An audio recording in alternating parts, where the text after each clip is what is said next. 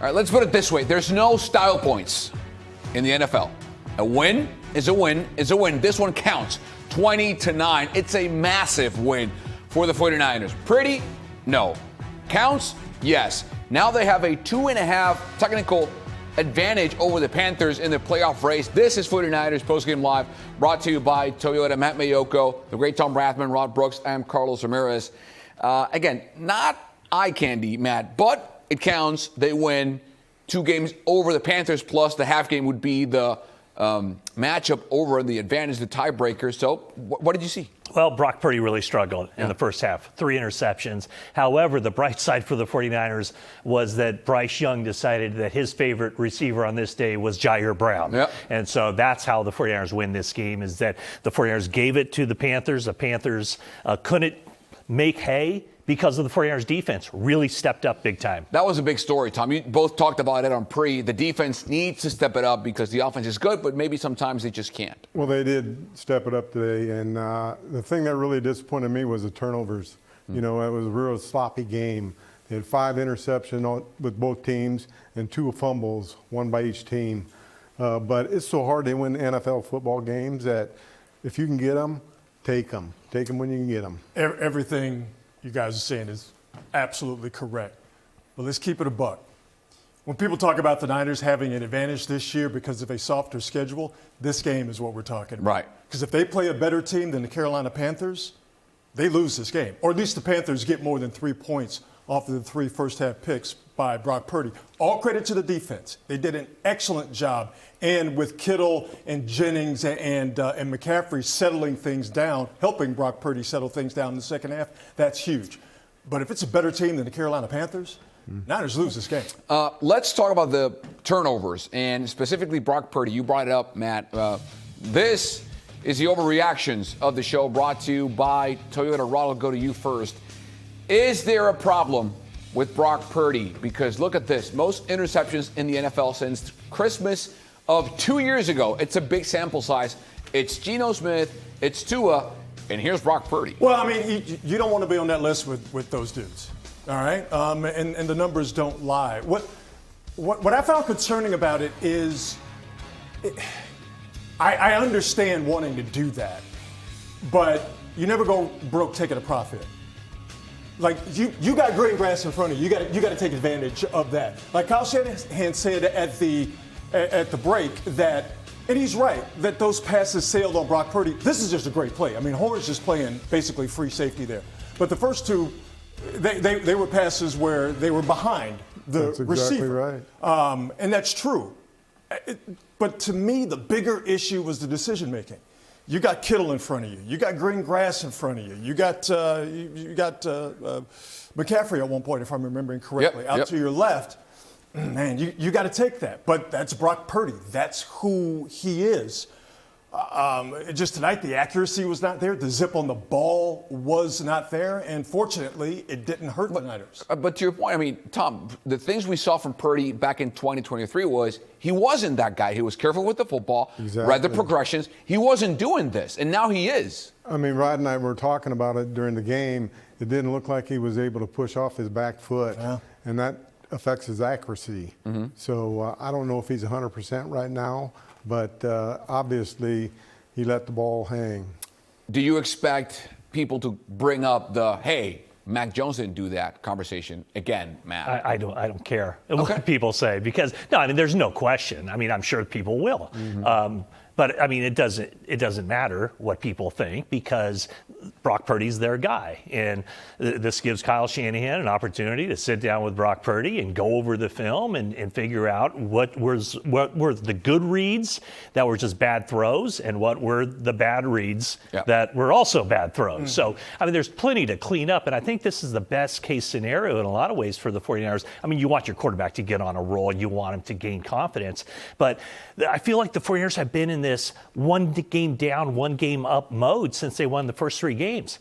Last week was an up week. This week was a down week, and they still won it. So they're in essence, I mean, they got very fortunate that they played a not great game at all and still come out of it with an 8-4 record. All right, let's go out to Levi Stadium with our ladies, Laura Britt and Jennifer Lee Chan, reacting after the game. Ladies?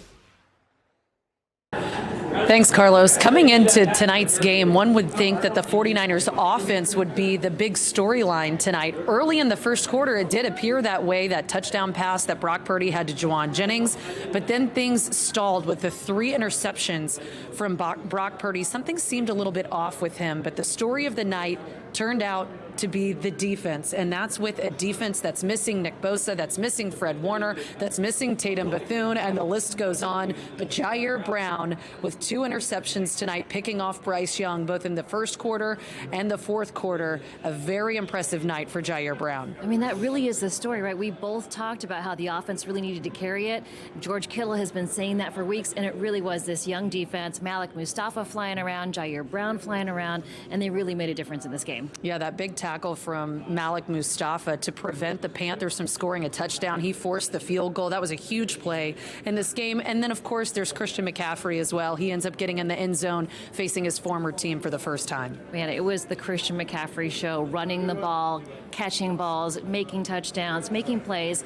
It was a little bit of a struggle here and there with the offensive line and trying to get through, but really it was a huge day for Christian McCaffrey. I think some of the questions moving forward as they get ready to face the Browns on a short week, of course they're going to face them on Sunday. Is Brock Purdy fully healthy? That was the question that popped in my mind. I'm sure many of you watching at home were thinking the same thing. A lot of questionable decisions tonight from Brock Purdy. We're not typically used to seeing some of those types of decisions from Purdy. But it's also, Kyle Shanahan doesn't want to limit him. He wants to make sure he's able and comfortable to sling it around. It just didn't go in his favor tonight. There are a few that were behind Juwan Jennings, a little bit high for George Kittle. They ended up being picks, but Kyle Shanahan doesn't want him to lose that ability to really see the play and go for it. Last week it worked out. It was Christian McCaffrey running to the left side for a touchdown. A win for the 49ers as they get ready to head into Week 13 on this short week for them. But the big takeaway from tonight, guys, was there anyone more excited than Robert Saleh? I don't think so. No, except for Tom Rathman, who was just fist bumping. The right decision brought to you by Bernardi Zerrata. You were in the green room. It's always the right decision, Rod, to give it to 23. Where would you be without him? No, nowhere. Rush attempts, there you go. This is just touches in the first quarter. Tom, did you see was it more a function of force feeding McCaffrey, or was it a function of taking what the Panthers were giving, and that happened to be Christian McCaffrey? Well, I think it was maybe the factor that he was playing his old team.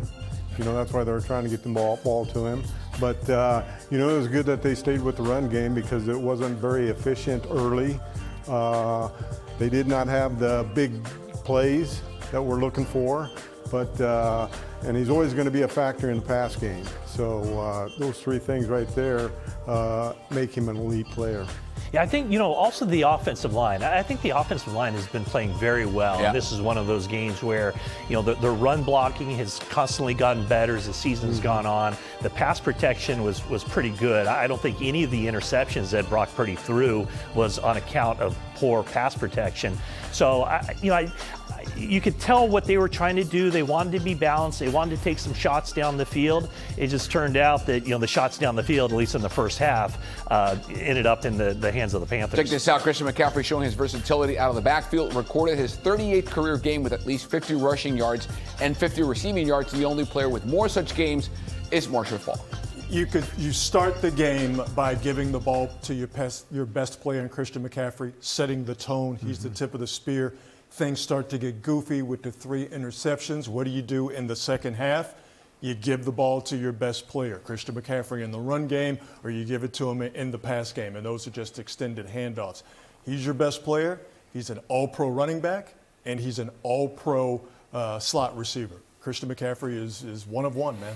And let's get specific now with the run game. It's time to have some more field vision here on the show. This is presented by Zenni Eyewear, the official eyewear of the San Francisco 49ers. Rushing tonight against Carolina. It was all McCaffrey, but here comes Brian Robinson Jr. with some Brock Purdy sprinkled in. Tom, this is your wheelhouse.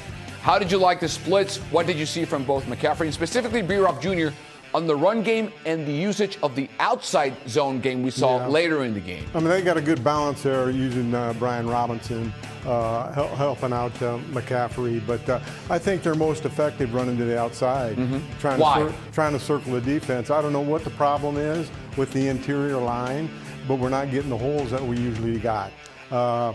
The outside zone is what they're doing. They're just tossing the ball some, and they're running that outside zone, trying to circle the defense, and they're very effective with it. How would you separate both McCaffrey's and Robinson's running styles when you just see them? Well, they're two different backs. I mean, Robinson is a power back. You want to run him in short yardage and goal line. That's where I'd play him. And then McCaffrey, I mean, he's an every down player. So you got two elite guys, and you got to try to utilize both of them. What'd you see from both? Yeah, they do make a good complement. We've started to see that. I think it was in the New York Giants game where up until that point, Brian Robinson had basically been in mothballs through the first part of the season. And now you're starting to see, not up to the level of carries that Christian McCaffrey has, but he's making the most of his situations. He's getting about half or a little bit less than half of the carries than McCaffrey. But it seems like every time Brian Robinson comes in, it's a positive play. Even if he's stopped at the line of scrimmage, he's going to fall forward. He's going to take the pile with him and get a couple of yards. So I think Brian Robinson, as this season has gone on, has gotten more and more involved in the offense and made quite a difference to keep drives alive. I would think Niner fans have to be pleased. They've been asking for someone to take less of the workload, or to take the workload from Christian McCaffrey to lessen his workload. You're getting it now with Brian Robinson, and it's not a negative at all. And your point, Matt, is the best one. Even when he gets hit at the line of scrimmage, you're still going to get positive yardage out of him. Yeah, I think the run game is going in the right direction. You talked about the offensive line. Do you see that trend continuing? Yeah, I think so. I mean, next week is going to be a grind. This coming week, Sunday, is about as difficult of a defense as the 49ers will face all season in the Cleveland Browns. So, they're going to have to mix things up. They're going to have Brock Purdy make good decisions and not throw the ball to the team in the other color uniforms. All right, this was a huge game. We talked about this on pregame, what it means for the playoff race for both teams. Now the 49ers are looking good. Why? Forget about the Panthers. Look at the hunt. It's Detroit. Someone will come out of the North between the Bears, the Packers, and the Lions. Maybe the three of them. We don't know. But look at the NFC West. It's the Rams 9-2. It's the Seahawks 8-3. Here comes San Francisco. But if you focus, Tom, on the Panthers, the Niners now have 2 games over them and the tiebreaker. That's a 2.5 game lead over Carolina. Well, I've been saying it all along is they just have to take it one game at a time. And they just have to win the next game. That's their sight right now, is getting ready for Cleveland. It's good to get this win versus Carolina, but next week we got a big one. The team to keep an eye on when you see those standings, the Chicago Bears, because they have a difficult schedule coming up facing all the top teams in the NFC North. So when you look at can the 49ers falter a little bit, maybe a little bit with an 8-4 record, they have a little bit of room for margin or room for error. There you go. Yeah, there we go. But, I see the Lions behind them being a threat, obviously, but maybe the Bears can fall back. Here's the thing, Ron. I think the NFC North will cannibalize itself because they have so many games between each other. Yeah. The NFC West doesn't have. I mean, they've played. Niners only have 1 game left. That's the Seahawks Week 18. Right. That Bears-Niner game, that's going to be a very pivotal contest between the two. I know we're still a few weeks away from that, and Cleveland staring the Niners down the barrel is the most important thing. But that Bears game, that's going to tell you a lot about the playoffs and where the Niners fit. Yeah, go ahead. No, I was going to say, this coming game, it's a tough matchup for the 49ers. Now they'll be facing Shedeur Sanders making his second start. But if they can go there on a short week and win that game, it really sets up well for them because they play the Titans after the bye week. Yeah. And so if they get to that 10-win mark, there's a really good chance they're making it to the playoffs. And there will be rain on the forecast this Sunday for Cleveland, so we'll see what that happens. We'll see what happens. Quick break here on the show. When we come back here, Kyle Shanahan, his reaction from Levi Stadium. What does the head coach think? Plus, Dee Winters also. More. We're just getting started. It's 49ers Postgame Live, brought to you by Toyota.